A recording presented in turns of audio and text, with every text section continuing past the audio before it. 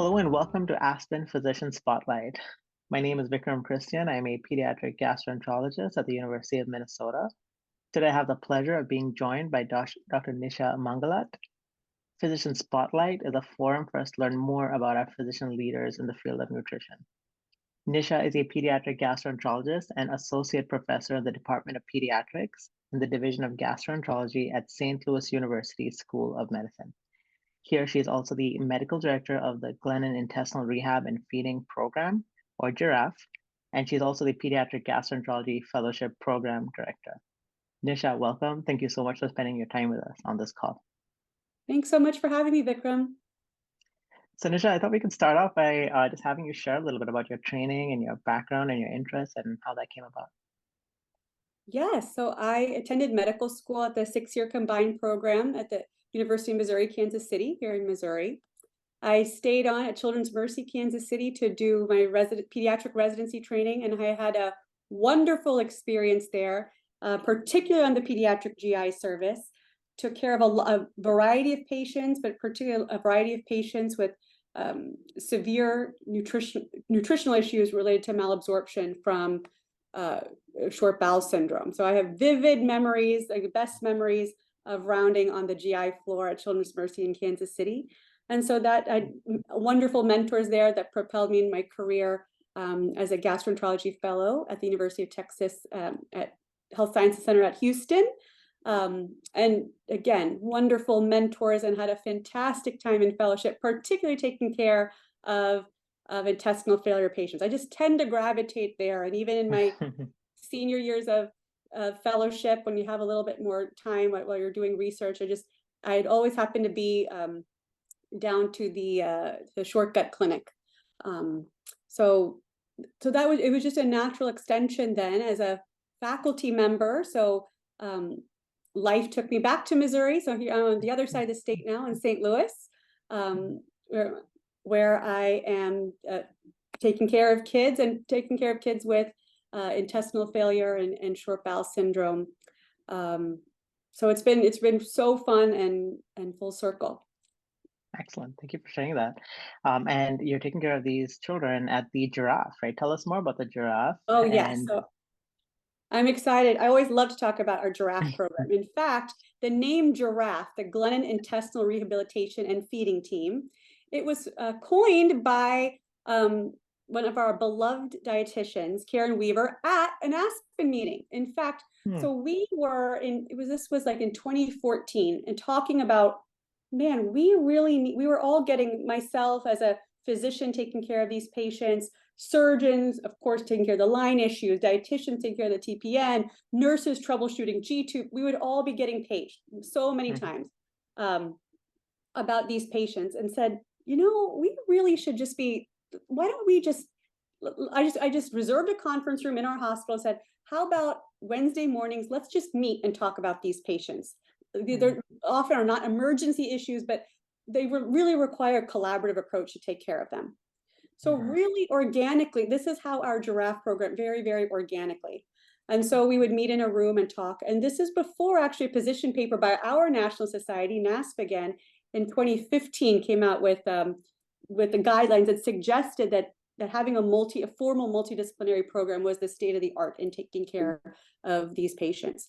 So Karen, our dietitian, who, when she was at the ASPEN program, like listening to lectures regarding short bowel syndrome, intestinal failure, she said she was doodling on a paper and actually coined this name. In fact, I still have the text message from her, but she said, well, what do you think about this name, the GIRAF program? And I mean, we just really loved it. So yeah, so very organically came about. And so we just have people that are really dedicated to the care of these complex patients. It really takes a village to take care of them. Yeah, wow, that's amazing. I just love that name. It's such a pediatric friendly name, Giraffes. I love that. Tell me more about your weekly meetings. How does that go usually? What does that look like? So, and it really is it's a time commitment. So what we're doing now, and this is an evolving construct. So this, at the beginning, we had about like 7 patients on home TPN. So not a huge volume of patients, but enough to certainly keep us busy. And so we would ask the families to give us weekly updates. So whether that email or a phone call, we've tried app-based programs, but really just to get an update. Well, how's your kid doing? What's their weight like? What are their poops like? What's the ostomy output like? So we can make collaborative decisions with the parent and caregivers to be proactive about troubleshooting problems, to getting a sense of what their baseline is in terms of, this is their tolerance, watching their weight gain and growth. So we can make proactive, systematic adjustments in their enteral nutrition. And in this case, this giraffe is mainly for home TPN patients to really to achieve enteral autonomy. So really, though, it was getting, it's not that we were doing, quote, rocket science, but we were getting, all of us were really getting to know these patients at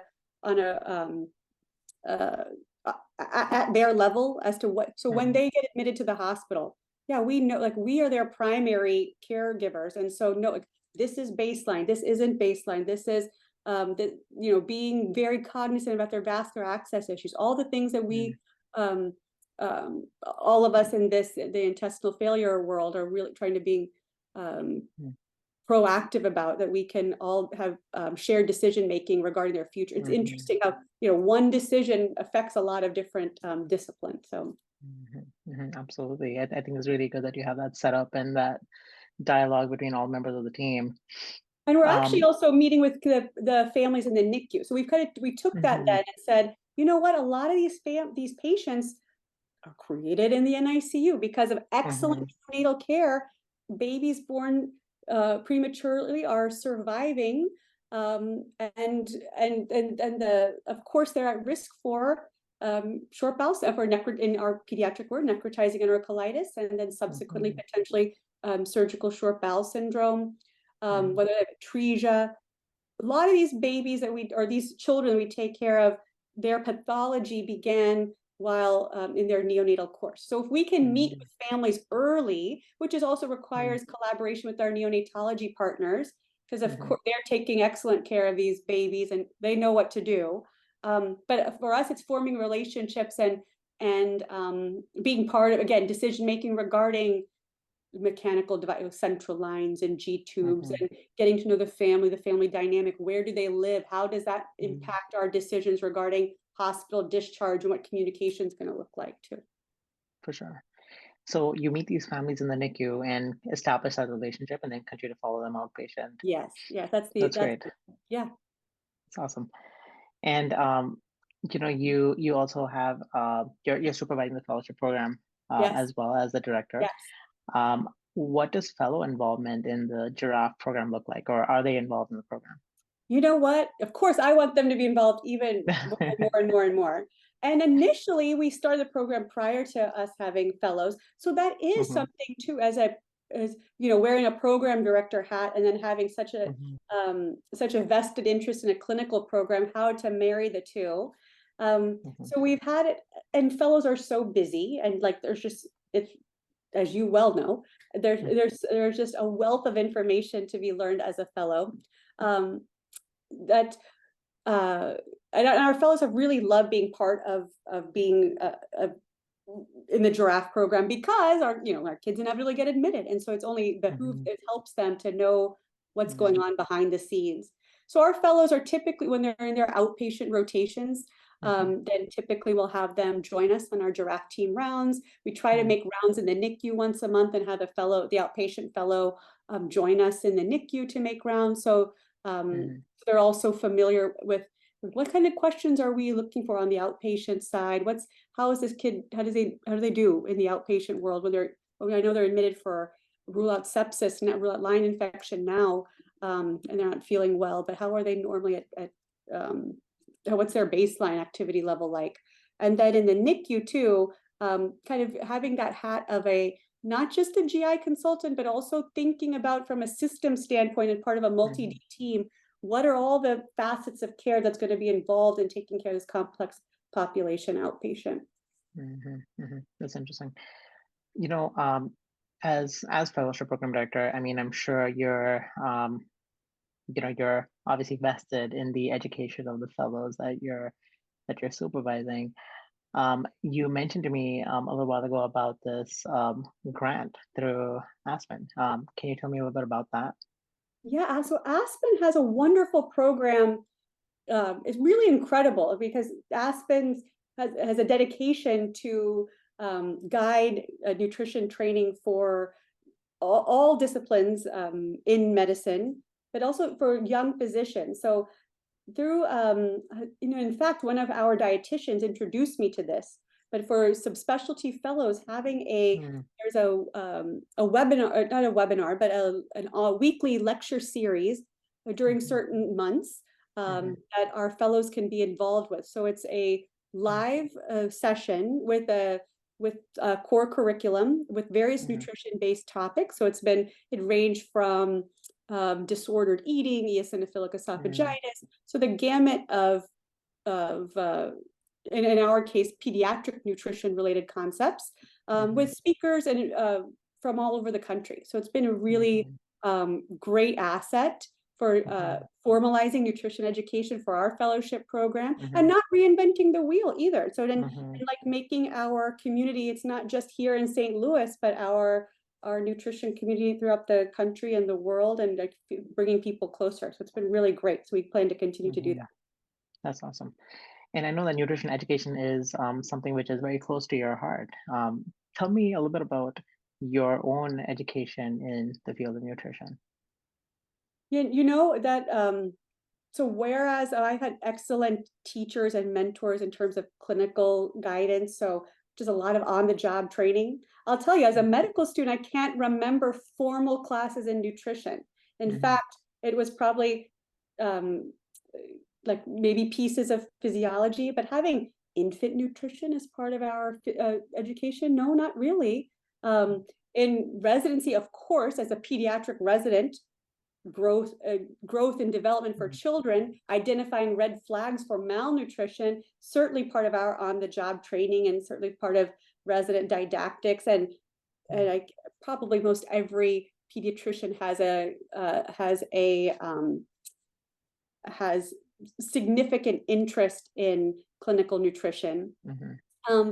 And then taking that onto fellowship too. Usually our patients are our teachers, both in um, in the field of in pediatrics and pediatric GI. Our patients are often our teachers. We use textbooks and come up with formulas and our anecdotal experience. I can tell you after having children that Mm-hmm. the practicalities of nutrition, particularly nutrition in children, the Mm-hmm. access to care, how social determinants of health affect nutrition, and how culture, socioeconomics, how culture affects nutrition, and even how people teach nutrition based on your Mm-hmm. own experiences. That I've now as an educator, like, being, moving throughout my training, and now I am on the educator side Mm-hmm. of nutrition. I have to also think about, well, how my own biases and my own experiences are affecting the way that I teach nutrition. So I'm hoping now for the future, as our anecdotal experience is so important, our own um, cultural experiences are important, but also making sure that we're rooted in science and Mm-hmm. continue to move the needle forward. And just because this is the way we've always done things, is that the right way to do things? How are we objectively evaluating considerations as it comes to nutrition? How does nutrition affect health outcomes? Mm-hmm. Because, and I think hopefully then as our colleagues in nutrition, our dietitians are, I'm hoping that increased recognition. I think even in the lay population, like non-medical population, there's a lot of for us, pushing us as clinicians to really increase our knowledge base in nutrition Mm-hmm. and give sound data in our recommendations. And hopefully that also increase the need and the respect and recognition for all of our colleagues who are taking care of or involved in the field of nutrition. Absolutely. And I know, globally, there's so much of, there's quite a gap in when it comes to nutrition education at all levels of training. Maybe the exception being Pete's GI, because I feel like a lot of what we do in GI, especially in pediatrics, is Sure. growth and nutrition. But what gaps have you noticed over your career?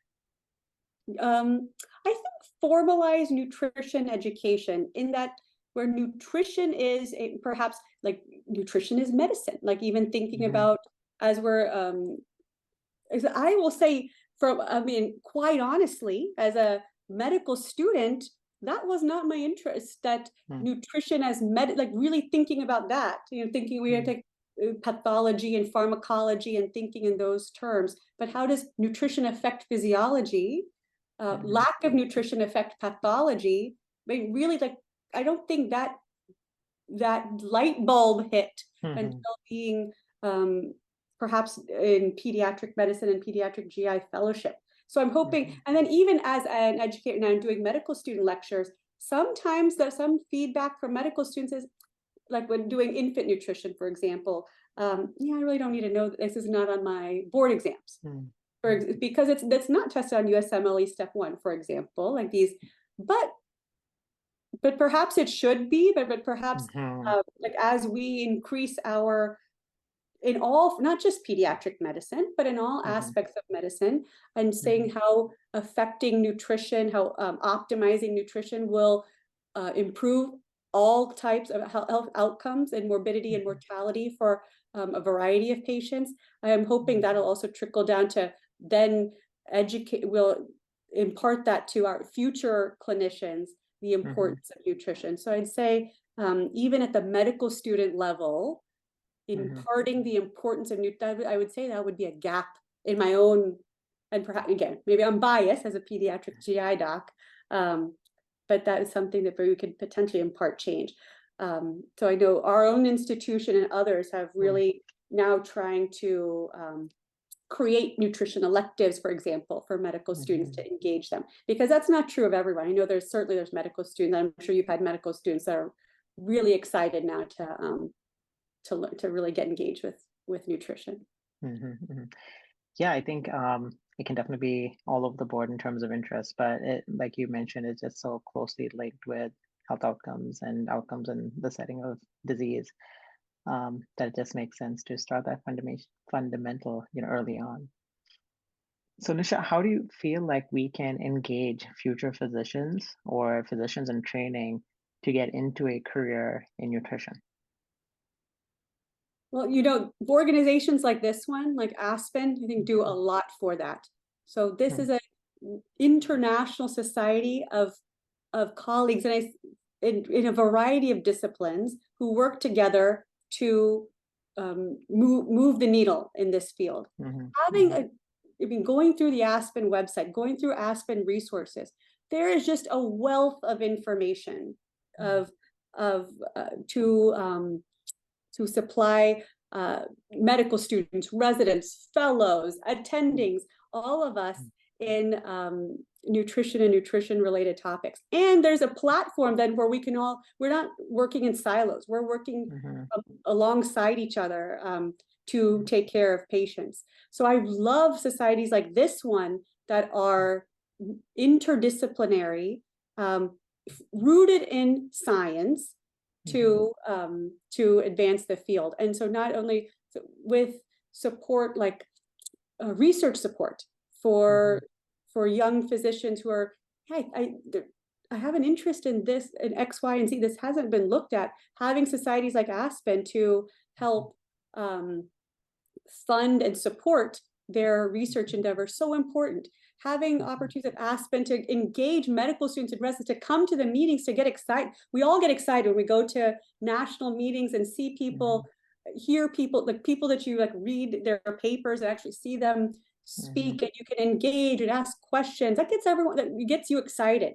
I mean, when we all leave our national meetings with just a jolt of energy and want to carry that forward. So having opportunities for networking, I think, is wonderful. Having some, and I mentioned a little bit about the educational opportunities, having those CNSC, for example, the Certified Nutrition Support Clinician, opportunities where you can objectively quantify and show to future employers, I have this specific skill set, this is what I'm bringing to the table, and to assure that patients are getting the highest quality of care. I think that these are all ways to engage physicians in careers in nutrition, saying that this is I'm helping my patients, I'm helping myself, I'm improving, and this is going to only advance my career, and feeling that you're having a positive impact on your patients, on your future trainees, on your colleagues. It's wonderful. Yeah, yeah, that's excellent. And I know that you personally, as part of the Physician Engagement Committee, which I serve on as well, have some big plans in the field of nutrition education. Can you share with us a little bit about that?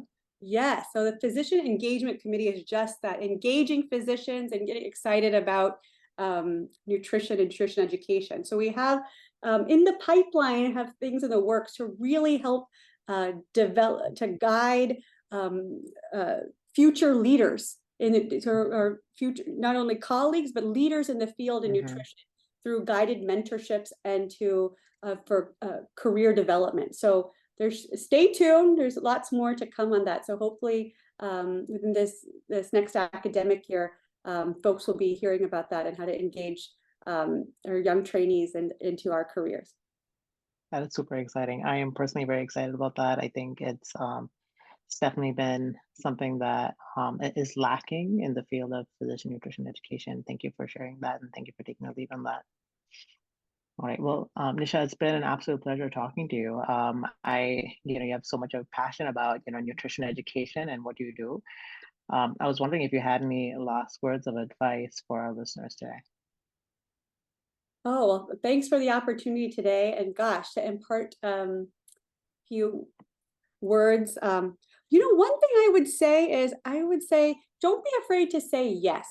Initially, the advice I got, and perhaps I took a little much too hard, is, oh, don't be afraid to say no. Don't, in terms of your work life, etc. Definitely, I'm a mother of three. I was just telling Vikram, I have a kid downstairs that I hope she's taking care of herself as we're chatting with you. So absolutely needing work-life balance. But as it comes to your career and finding your passions, it's okay to say yes too, because you Mhm, never know what opportunities may be behind that door. And like it's okay to maybe be the first one to, like, if you're like, I mhm, have an idea about something, it's okay to mhm, say yes and explore. But I think my initial mentality is like, oh well, somebody else must have already thought or will do that, or mhm, they'll do it better than me. Well, why not you? Why couldn't it be mhm, you? So I'd say mhm. just don't be afraid to say yes. That's excellent. I've definitely heard of "Don't be afraid to say no." So this is definitely a twist on that. Thank you so much, Nisha, for just talking to us today and sharing your experience and again your passion for education. Um, it's been great talking to you, and thank you for spending your time today. Thank you again. Take care.